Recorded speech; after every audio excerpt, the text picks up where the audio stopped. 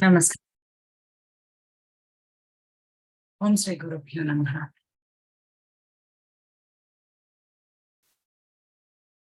Yesterday, we were discussing on how to identify the processes happening inside.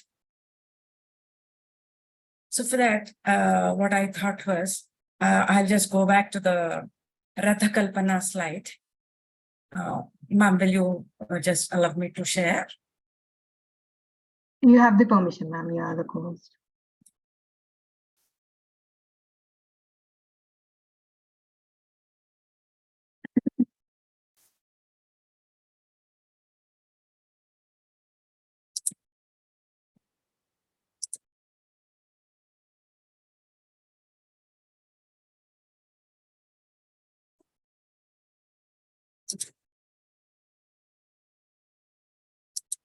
Yeah. See, these are the indriyas, right?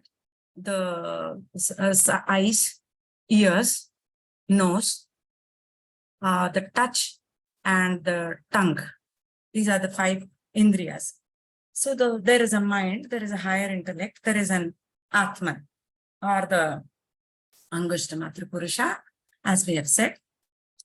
See here, I just wanted to elaborate on these areas. So this is the gross body, the physical body, which we can see, which could be externally perceived, which could be seen externally. There are the 5 senses, which we have just seen, and the 5 action. Adi Shankara says, Navakpani padam nachopastaphayu, he says. 5 organs of action. They are the vak, the speech, padam, the legs, pani, hands, the excretion, the organ of excretion, the organ of generation. These are the organs which are present in the physical body. This could be perceived externally. And then there is this mind where the whole process is internal. We can only experience this. So this part of the body is the subtle body, which we were talking about. And here, the mind, the manas as we call, is actually of 4 parts again. Manas, buddhi, chittam, and ahamkaram. So as and when the sense organs see or perceive something, they hand it over to the mind. The sense organs hand it over to the mind. And here, the intellect comes into picture as the mind hands it over, as the body, as the external senses hand it over to the mind, or the manas, both could be said, they could be interchanged. The intellect comes into picture. And then this is the processing, the internal process which is happening. Then as the intellect comes into play, the chittam, there is a recorder of our previous experiences, that which we call it as consciousness as well. All the previous experiences are recorded.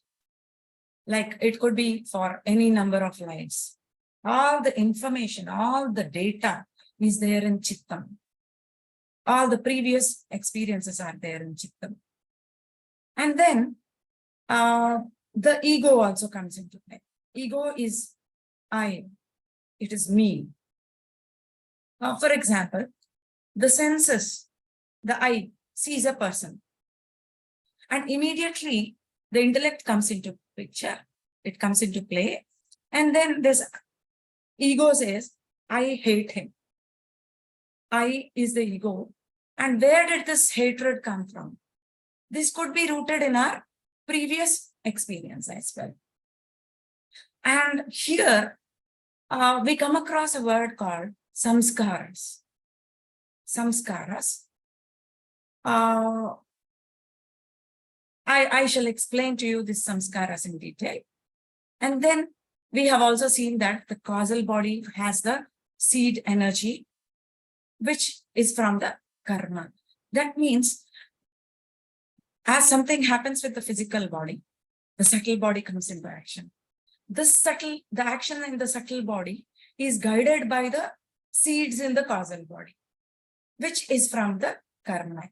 Karma is the actions we have done, which definitely has a reaction. And these seeds, they sprout at the appropriate time. They have to happen, and there is a timing for that. And this seed sprouts when the time is appropriate, when the fruit is ripened. So in this Ratha Kalpana, I think now the whole the scheme of action is clear for us. The senses, they perceive something and hand it over to the mind. Inside the mind, we have the manas, buddhi, chittam and ahankaram. This is the subtle body which is in action, the intellect and the mind. Right?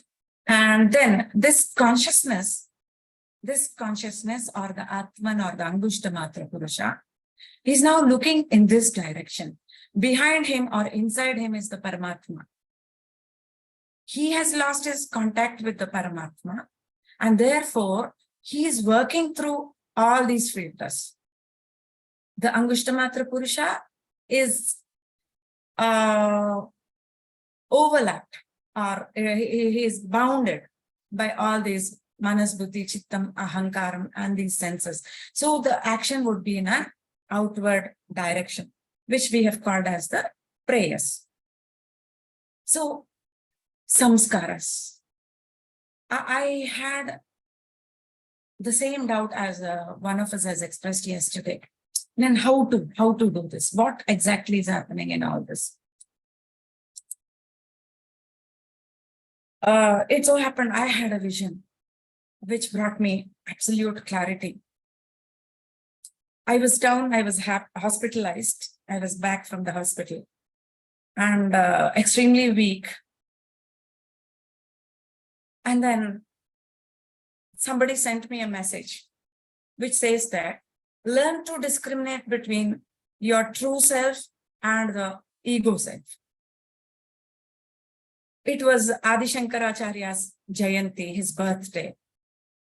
Learn to discriminate between your true self and ego self. That is mukti or liberation. Liberation or mukti is freedom from rebirth, the repetition of birth and death. We take a birth, we die, we take a birth, we die physically. You assume a body to undergo some experience which has to clean all your karma. So unknowingly, we keep on building some karma, which will eventually lead us to another birth. So that is mukti. Mukti or liberation or moksha is freedom from rebirth. Punarapi janana, punarapi maranam. Punarapi janani jatare sayanam. So we take a birth, we die. We are in that cycle from which we cannot come out unless we understand the concept of karma and the other things. So this was the message that I got. I was reading that internally. I was holding my mobile. I said, very good, sir. That was an internal chatter with Adi Shankaracharya. This is all fine. You say it is true self, you say it is ego self. But see, when I'm suffering, when there is physical suffering, all these things are getting blurred. I just cannot perceive what is all this. It all looks the same. There is no self at all. It gets dissolved. See, I'm very confused. They say you are the Jagat Guru. Why don't you explain to me properly? That was just an internal chatter unknowingly, and I slept off. At 3:30 or 4 in the morning, somebody woke me up. I was lying in my bed. And but in the vision, I was sitting up. Physically, I was lying down. In the vision, I was sitting up. In front of me was Adi Shankara. just 27, not 30, radiating. He was just glowing like anything, like any one of us. I could see him literally. And he said, you asked me something. Come on, get up, please. And then, you see, my logical mind was very active in those days. I was always looking for some proof. All the time I wanted a proof. So maybe he wanted to satisfy my logical brain. Then he lit a lamp there. He lit a lamp and he asked me, what is this? I said, Deepam. I'm a Telugu. So Deepam is that light way, lamp with light. That is the Deepam. I said, Deepam. He said, no, this is Paramatma, he said. And he asked me again, what is this? He said, I said, Paramatma. I was just parroting. Then he came onto the other side. He was on my left. He lit the lamp. He came in front of me. He came to my right. And then he hung a huge screen. And I could see the light of the lamp on the screen. He asked me, what is that? I said, it is Paramatma, because he told me. No? I said, that is Paramatma. Then he came in the middle. He took a piece of cardboard and scissors in his hands, and he cut something. And I could see my face there. And because of this light on the face, he cut it, the outline, the silhouette of that I could see. My face was seen on the screen. He asked me, who is this? I said, Rajalakshmi. Then he asked me, what made Rajalakshmi? Then I said, I don't know. I really don't know. Then he said, a set of thought pattern, a particular thought pattern, or a particular behavioral pattern made Rajalakshmi. These patterns, the pattern could be a sense of hatred, a sense of looking people low, or a sense of highness in ourselves. It could be any of that, or being angry all the time. These are patterns in us. And he explained to me that these are called samskaras. So a particular thought pattern or a particular behavioral pattern made Rajalakshmi, he said. I said, okay, sir, okay. Then he said, I removed this cardboard, this set of samskaras, I'm removing this. I insert another thought pattern or a mixture of a thought pattern. Thoughts reflect as behavior. So I introduce another pattern, he said. And this different pattern made Subbarao, he said. I remove this. I place another pattern. This made somebody else. So, and I remove this totally, he said. I will not insert any pattern. Then Paramatma remains, he said. So, that is your true self. Paramatma is your true self, he said. This remains. And this pattern is your ego self, he said. So, such a wonderful way. And he just vanished, I got up, I'm in my bed. I'm just lying in my bed. But this impression is so clear, so very clear.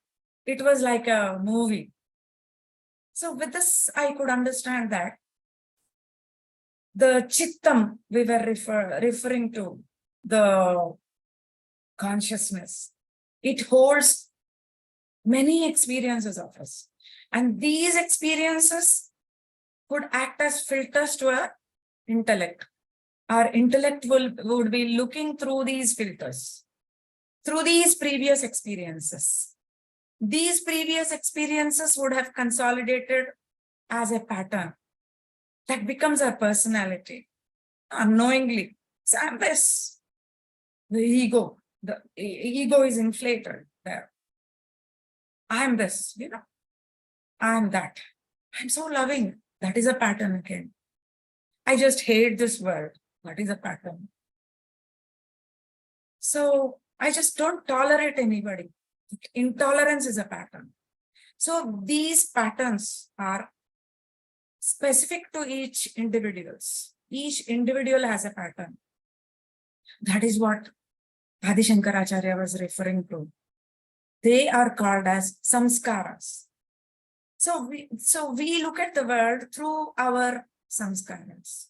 Again, these samskaras, the buddhi, the chittam, is guided by our karma. Buddhi, karma anusarini. It follows karma. Again, triggered by these samskaras. So what should we do to identify our own samskaras? Yesterday I was saying that, ma'am, kindly watch your thought. Watch your thought. So if we maintain, I started maintaining a diary. I started analyzing various situations in my life, right from my childhood. I think Ashok would have spoken, I have explained to Ashok on one occasion. Then between 0 to 5 years, I was just writing down what events have happened. The most happiest ones and the most which have frightened me or which made me sad. In 5 to 10, 10 to 15, 15 to 20. Every 5 years, I made them into slices and I started observing my common reaction there. I started underlining how I felt and what was my immediate reaction. There is a difference between response and reaction. Response is structured, reaction is instantaneous, it just happens. So I was just observing my own reactions. And surprisingly, in all these, like there were some major incidents, 4 or 5. And in all of those, my reaction was the same. Was the same, like that was that that which was behind the screen was the same. I was aggressive. I was revengeful. I was very revengeful. I was so aggressive. So I could catch my weakness or I could catch my samskara there. Then I started consciously observing my own thoughts. And then slowly, we were saying wherever we put the torch on, the light, the darkness goes. That was my ignorance. Unknowingly, I was functioning from that plane. So once when I put that light there, that vanished from me. That vanished. I'm no more aggressive. That aggression has vanished. The revengeful nature has vanished. I'm definitely a better person. So thanks to Adi Shankaracharya. And I was wondering if I was visualizing all this, but I have never read this experiment which Shankaracharya has performed for me. I have never read this anywhere. That means that gurus are present everywhere. They are ready to help us. The only thing is we should keep our channels open. So if there are any doubts on this, I request you to kindly present. Thank you, Rajlakshmi ma'am. That was a beautiful sharing. Great wisdom and experience that you had. Thank you, ma'am. Masters, any questions, please do raise your hand. I can unmute you. If you want to share anything or ask Rajlakshmi ma'am. Ram Lakshmi, please. Yes, Ram. Yeah, ma'am, you can unmute you. Shubhodayam. Yeah, Ram. Like, I mean, certain things we will be doubtful in life, whether that is there in our agenda or not. So we keep struggling a lot, and that struggle goes for years together. Still, we don't get an answer. I mean, that confusion state, or that, I think you understand, you are my good old friend. You Good know friend, my yes. problem. Yeah. So for that, Ram whether Lakshmi, that is there or not, lifelong, why should we struggle, or how do we get the answer? I to such a will thing? explain to you in another session. There is something called Atmakaraka. I will explain to you on that. That eases our confusion. Right? I will Okay. explain to you in some other session. Yeah, that's what I felt, I that will. like how you got the answers. Yes. I also believe that definitely through some way or the other, gurus will send us message, or through Yes, someone, yes. or I through will the. explain to you about the Atmakaraka later. Right, right. I will explain to you. Thank you. Yes, Bhuvana. Yes, Bhuvana. I've heard of another analogy. One of the layers of onions peel equated to samskaras. Once the samskaras are removed later, what remains is the Atman. Hence, the quest of who am I led to Atma Sakshatkaram. Yes, exactly. That is another analogy. We remove one samskara or the other, but mostly the pattern, it converges at one point. That is my observation. We behave in different ways, you know. It looks like many layers, but the underlying samskara usually converges at one point. As for me, it was aggression. I could also find out the reason for my aggression. No, because I think gurus have helped me keep my portals open. So as we understand the layers, they just fall out one by one. We don't have to peel even. Omkaram, listening to the Omkaram, we are not doing the japa, right? We are not doing the japa. Japa is chanting. So Guru Garu says that when you chant, your mouth is doing that. See, one of the sense organs is doing that. But when you are doing it internally, you are shifting that to, you're shifting the job to your buddhi and chittam. The four aspects we have seen. This duty of doing this meditation or being in meditation is handed over to the buddhi and chittam. So it's an internal process now. So he says, if your mouth chants, your mind will wander around. So you keep that busy. You keep those parts of the mind, like the buddhi and chittam, the consciousness, keep your consciousness busy, he says.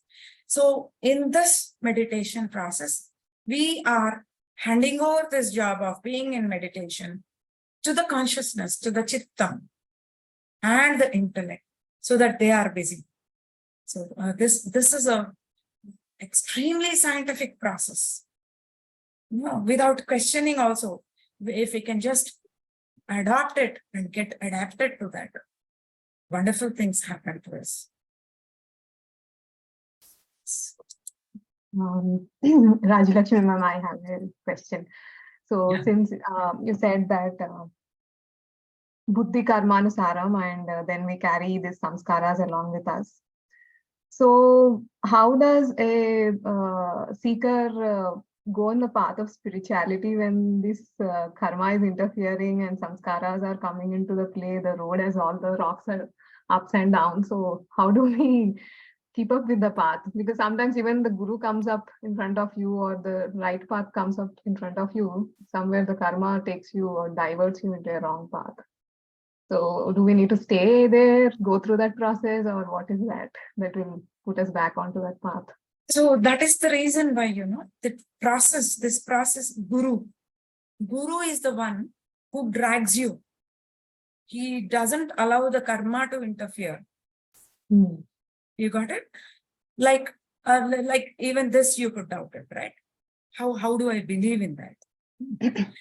That is why this process of Omkaram, which has been given to us, the Atma Vidya, even without knowing all these intricacies, if we just start being in that mode of meditation, the karma is all burnt. As we listen to this chant, we are allowing the chanting which is going on throughout. There is no break, We are sitting in meditation for 1 hour, right? But the Paramatma inside is chanting, the Omkaram he is chanting always throughout. That is the reason why Guru Garu says that this connect between the Paramatma and the Angushtamatra Purusha must be like a tiladhara, like how we pour oil, na? It goes on. So the connect must be like that. So when you just surrender to the Guru, he sees that this Omkaram happens even when you are not chanting. This is only for us to get used to it, get used to the concept. Later on, after some days, you hear Omkaram from within without any effort. That goes on. That's an eternal process which is going on, right? So only you're allocating 1 hour of time to listen to that. So surrender to the Guru will burn the karma. I mean to say that this Omkaram, when you are listening to that, when the Angushtamatra Purusha is listening to that, this cross body, the causal body, the karma is held by the causal body, right? The secret code is there. The causal body, the karma in the causal body is burnt. And then the subtle body, all that which we are holding in the consciousness, eventually that is burnt, because at the grassroots level, when the karma is burnt, the samskaras are cleared off and everything is cleared in the subtle body as well. And the physical body, the disease disappears. So it is a scientific process. So consciously we have to sit through this process for some time. Later on, that keeps going on. And we are disconnected from the cycle of karma. It is the secret Guru Garu has told us. Yeah, thank you. And how do you know that it is happening? You feel lighter each day. You don't feel heavy. You feel happy for no reason. Okay. You sleep less. You don't have to sleep more. So these are some of the subtle changes which we can observe within ourselves. Beautiful. Thank you. Ravali, are you comfortable Yeah, with this? yeah, definitely. I got the sense. Yeah. Thank you. Yeah. Masters, any more questions?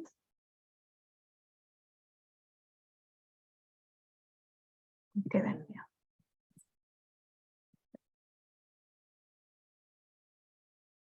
Ravali ma'am, we can hand over the session to Parmesh. Yeah. Thank you, Rajalakshmi. Permission, sir. Namaste. Shruti Smriti Purananam Alayam Karunalayam Namami Bhagavad Padam Shankaram Loka Shankaram. This is what Rajalakshmi Garu has reminded us now. He is the word of everything. That's why he came. He says Sadashiva Samarambham Shankaracharya Madhyama. Everything was there, the Guru Adi Sadashiva. Then he came, he revived. But for him, we would not have known all these, so many Gurus. Like Shankaracharya, of course, so many came, few rather, not many. Very few come like that. Then, of course, latest is Ramakrishna Paramahamsa, and which we knew through Vivekananda. For me also, Vivekananda book was the starting point. So, when the light is brought, darkness disappears, like that knowledge, Viveka, Vairagya. So what Ravali was telling others, first thing is faith, starting with faith. Again, I remember Swami Vivekananda's words, faith, faith, fiery faith, faith in yourselves, faith in the Almighty. That's the starting point. So first, intellectual enlightenment, many people get, but they stop at it. First is understanding. There is, I am not this, neti, neti. That is first intellectually, then Guru's grace, it becomes the reality. We realize that. So first, Saguna Brahman, that's why I go to temples, Gurus, whatever. So we get connected, we see that through them. Then a time will come, which Janma we don't know, can be this itself. But without worrying about the end result, that's why we say enjoy the journey, not the destination. Thinking of destination, we forget to enjoy the journey. Like that, day-to-day life, now we can enjoy because of the, this is it.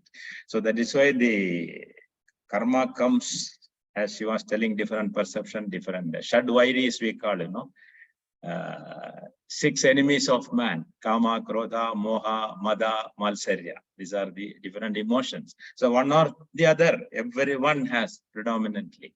And ultimately everything, if you really analyze, all are same only, starting from Krodha, angry.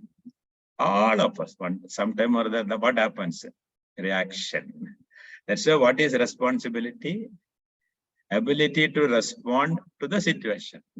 That is what we are all learning from Satsanga and the presence of Guru's knowledge.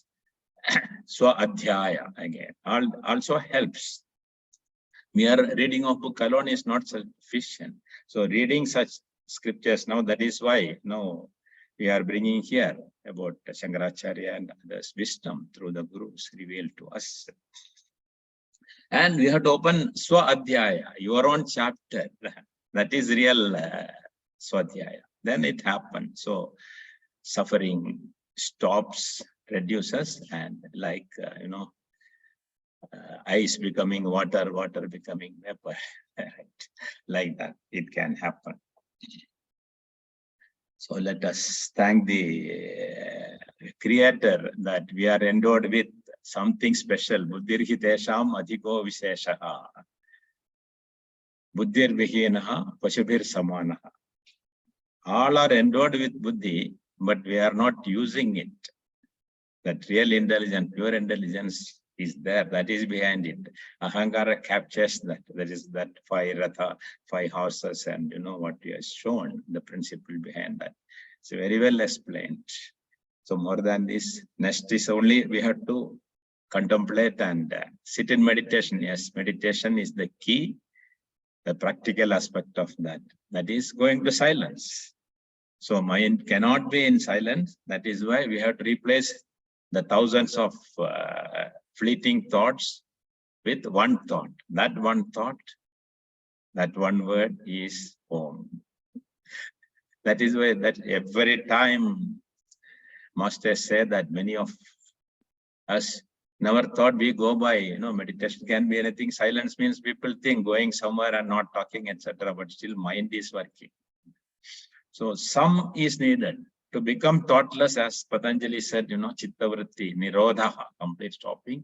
First we have to bring it to focus, concentration on one, then focus becomes defocused. Everything, nothing will disturb me. Yes.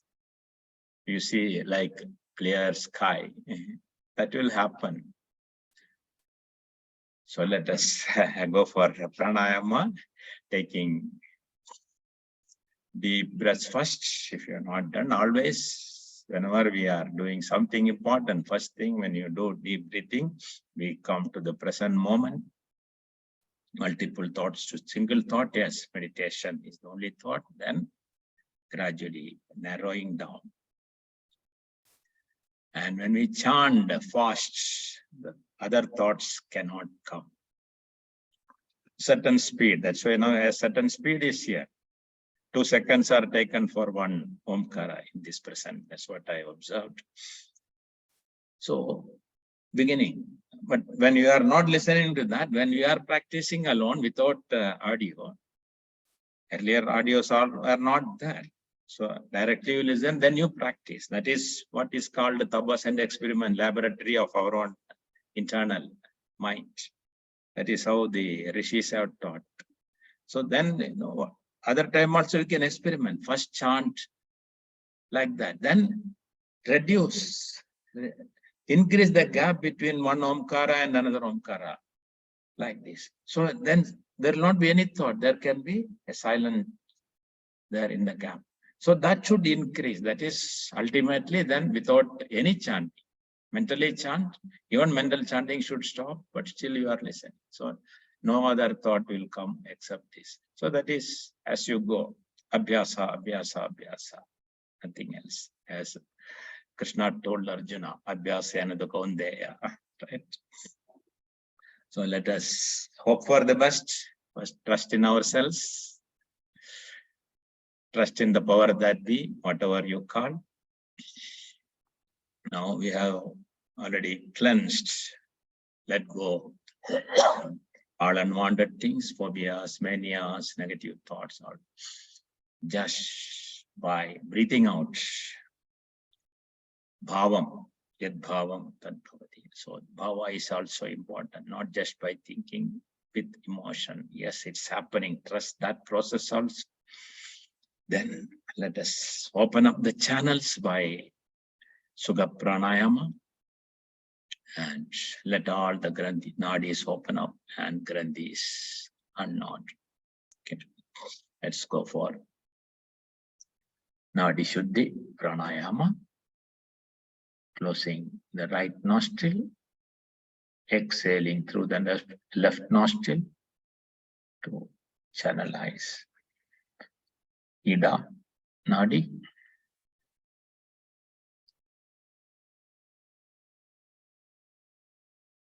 Kumbhaka, few moments, open right nostril, Surya Nadi or Pingala.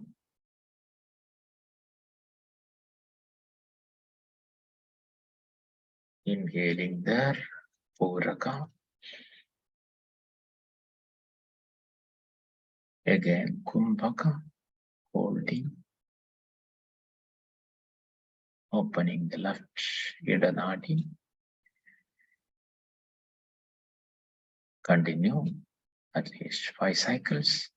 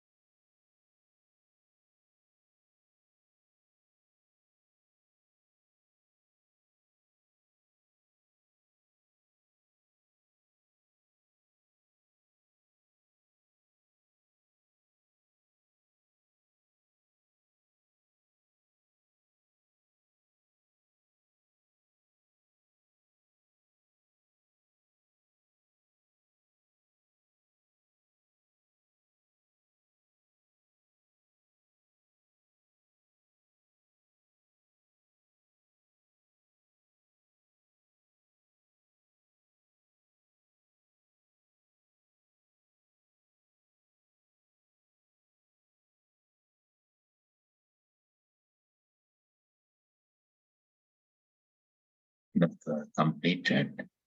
Please follow the instructions given earlier. Preparation for our inner journey.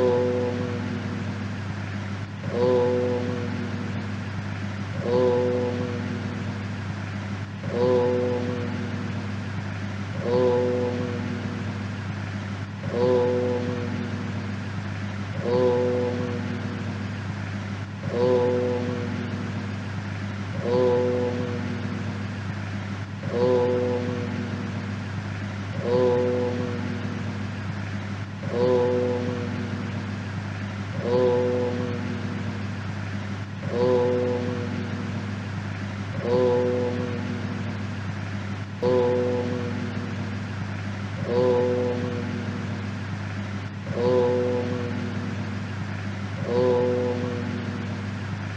Om. Om.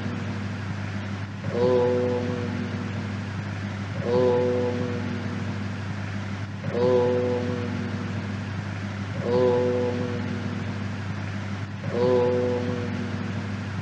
Om. Om. Om. Om.